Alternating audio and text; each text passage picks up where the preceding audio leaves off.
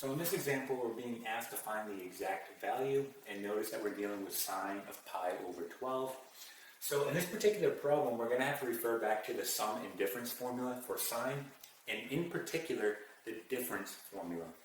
So if we write out the difference formula for sine, that's the following. So just rewriting it, we're going to have sine, and then u minus v.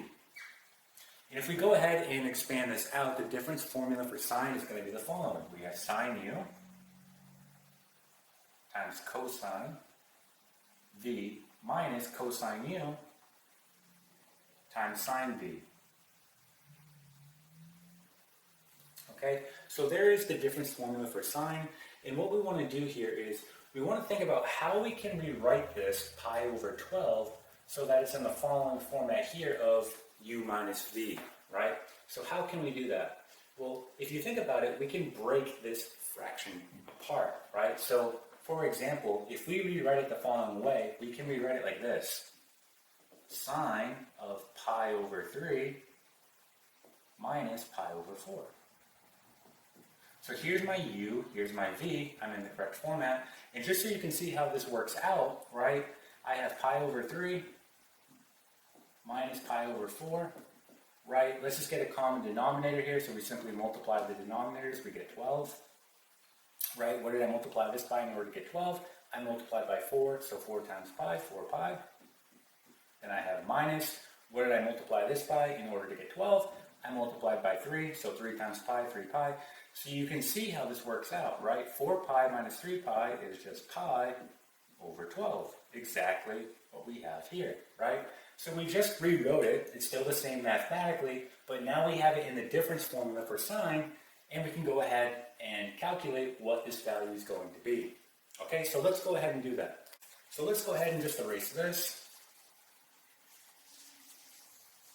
And again, let's rewrite what we have. We have sine of pi over 3 minus pi over 4. Okay, and now we're going to go ahead and plug it in. So again, this is my u, this is my v. So let's go ahead and do this out. I have sine pi over 3 times cosine pi over 4 minus, I'm going to have cosine pi over 3, and then I'm going to have sine pi over 4. Okay, so let's go ahead and simplify this. Sine of pi over 3, we know is going to be the square root of 3 over 2. So just replacing that value there. Again, this is going back to the unit circle. Alright, that's where these values are coming from. Cosine of pi over 4, square root of 2 all over 2. Minus cosine of pi over 3, well, that's going to be a half. Okay, and then sine of pi over 4 is going to be the square root of 2 all over 2. So we're simply just going to multiply this, right? So it's just multiplying this out. The square root of 3 times the square root of 2 is the square root of 6. 2 times 2 is 4. Minus 1 times the square root of 2, which is the square root of 2. Again, 2 times 2 is 4. So if we look at what we have, right, we have two terms on our numerator sharing the same denominator, so we can rewrite our final answer the following way. The square root of 6 minus the square root of 2 all over 4. This here is going to be our final answer.